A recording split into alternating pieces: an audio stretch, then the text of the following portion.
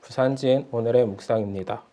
부산진 성도 여러분, 2023년 새마음 새헌신으로 하나님 앞에 나아가는 복된 하루가 되시길 바랍니다.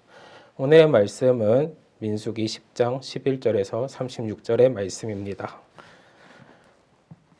둘째 해 둘째 달 스무날에 구름이 증거의 성막에서 떠오르매 이스라엘 자손이 시내 광야에서 출발하여 자기 길을 가더니 바람 광야에 구름이 머무니라. 이와 같이 그들이 여호와께서 모세에게 명령하신 것을 따라 행진하기를 시작하였는데 선두로 유다 자손의 진영의 군기에 속한 자들이 그들의 진영별로 행진하였으니 유다 군대는 암미나답의 아들 나손이 이끌었고 이사갈 자손 지파의 군대는 수알의 아들 니다넬이 이끌었고 스불론 자손 지파의 군대는 헬론의 아들 엘리압이 이끌었더라. 이에 성막이 거침에 게르손 자손과 무나리 자손이 성막을 메고 출발하였으며 다음으로 르우벤 진영의 군기에 속한 자들이 그들의 진영별로 출발하였으니 르우벤의 군대는 스데울의 아들 엘리술이 이끌었고 시므온 자손 지파의 군대는 수리사댓의 아들 슬루미엘이 이끌었고 갓 자손 지파의 군대는 드우렐의 아들 엘리아삽이 이끌었더라. 고하디의 성물을 메고 행진하였고 그들이 이르기 전에 성막을 세웠으며 다음으로 에브라임 자손 진영의 군기에 속한 자들이 그들의 진영별로 행진하였으니 에브라임 군대는 암미우스의 아들 엘리사바가 이끌었고 므낫세 자손 지파의 군대는 브다술의 아들 가말리엘이 이끌었고 베냐민 자손 지파의 군대는 기드오니의 아들 아비단이 이끌었더라. 다음으로 단 자손 진영의 군기에 속한 자들이 그들의 진영별로 행진하였으니 이 군대는 모든 진영의 마지막 진영이었더라. 단 군대는 암미사댓의 아들 아이에셀이 이끌었고 아셀 자손 지파의 군대는 오그란의 아들 바기엘이 이끌었고 납달리 자손 지파의 군대는 에난의 아들 아이라가 이끌었더라. 이스라엘 자손이 행진할 때 이와 같이 그들의 군대를 따라 나아갔더라. 모세가 모세의 장인 미디안 사람 루엘의 아들 호밥에게 이르되 여호와께서 주마하신 곳으로 우리가 행진하나니 우리와 동행하자 그리하면 선대하리라. 여호와께서 이스라엘에게 복을 내리라 하셨느니라.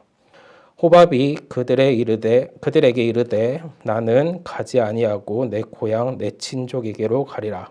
모세가 이르되 청하건대 우리가 떠나지 마소서. 당신은 우리가 광야에서 어떻게 찔지를 아나니 우리의 눈이 되리이다. 우리와 동행하면 여호와께서 우리에게 복을 내리시는 대로 우리도 당신에게 행하리이다. 그들이 여호와의 산에서 떠나 3일 길을 갈 때 여호와의 언약궤가 그 3일 길에 앞서가며 그들의 쉴 곳을 찾았고 그들이 진영을 떠날 때 낮에는 여호와의 구름이 그 위에 덮었더라. 궤가 떠날 때에는 모세가 말하되 여호와여 일어나사 주의 대적들을 흩으시고 주를 미워하는 자가 그 주 앞에서 도망하게 하소서 하였고 궤가 쉴 때에는 말하되 여호와여 이스라엘 종족들에게로 돌아오소서 하였더라. 11절에서 13절의 말씀입니다. 둘째 해 둘째 달 스무날에 구름이 증거의 성막에서 떠오르매 이스라엘 자손이 시내 광야에서 출발하여 자기 길을 가더니 바람 광야에 구름이 머무느리라. 이와 같이 그들이 여호와께서 모세에게 명령하신 것을 따라 행진하기를 시작하였는데 11절에서 13절의 말씀을 보면 날짜가 나오는데 이집트에서 나온 지 2년째 2월 20일에 구름이 처음으로 성막에서 떠오르는 모습들이 보입니다. 이스라엘 백성들은 시내산에서 거의 1년을 보냈는데 드디어 이제 구름이 떠올랐다는 것은 그것을 따라서 행군을 시작하라는 의미입니다. 그래서 1년 동안에 하나님이 시내산에서 많은 준비를 시키셨습니다. 전쟁에 나갈 만한 사람들의 숫자를 계산하고 성막을 세웠고 언약식을 맺고 십계명을 받고 율법을 받고 질서를 다 정비한 다음에 준비되니까 온 백성이 진영을 갖추고 행진을 시작합니다. 14절에서 28절의 말씀을 보면 우린 행진 순서들을 알 수가 있습니다. 모든 행진의 순서는 이미 3장과 4장을 통해서 주어지었습니다.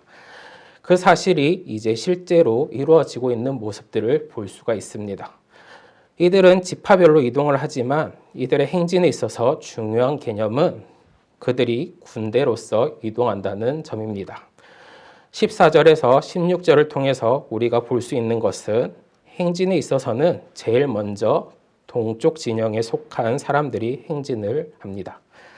유다 지파를 선두로 이사갈과 스브론 지파들이 나아가고 있고, 여기서 33절을 보면 이들보다 앞서 하나님의 언약궤가 간다는 사실도 알 수가 있습니다.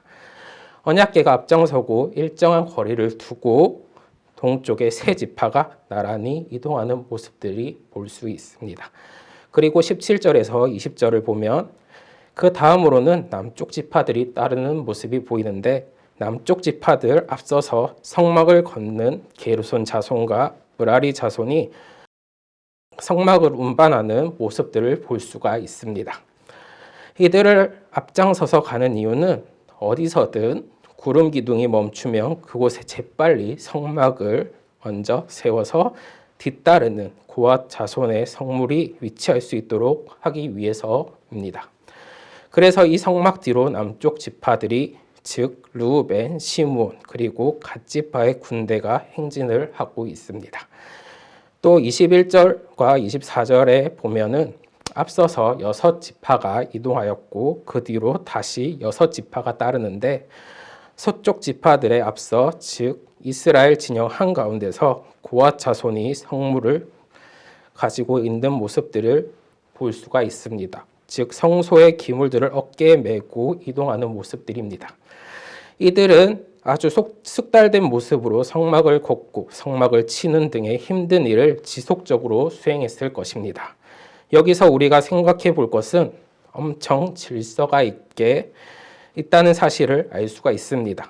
그 뒤를 따라서 서쪽의 지파 에브라임, 베냐민, 므낫세 지파가 따르고 있습니다.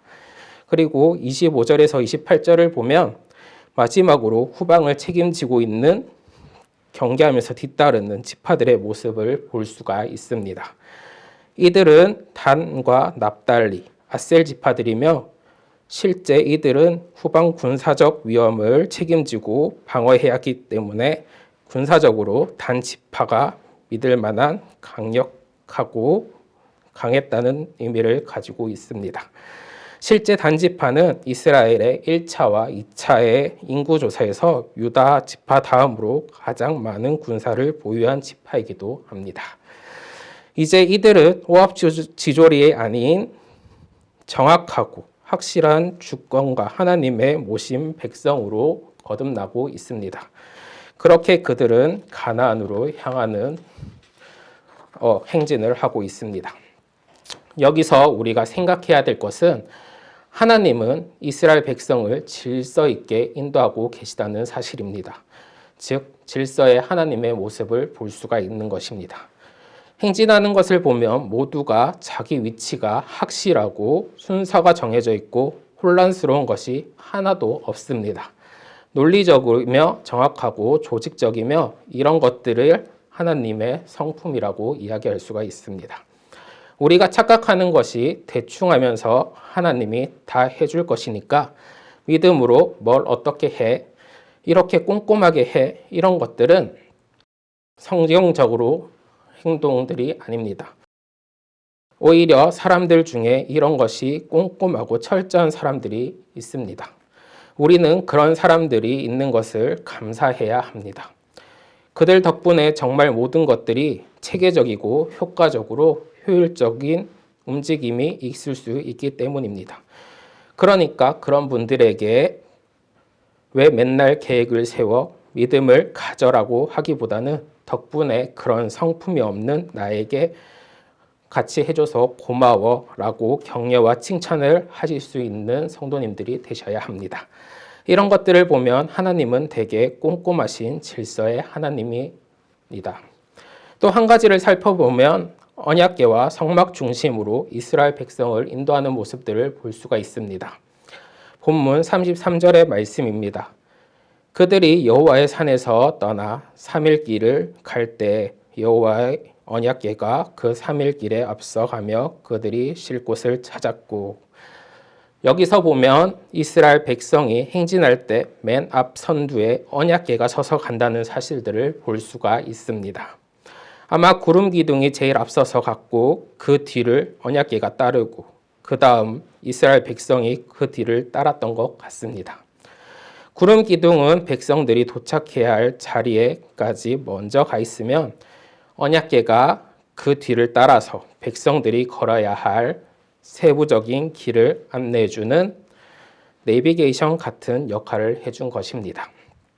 구름 기둥이 최종적으로 도착해야 할 장소를 알려주는 깃발 같은 역할을 해주었지만 구체적으로 어떤 길을 가야 하는지 알려주지는 않았던 것입니다.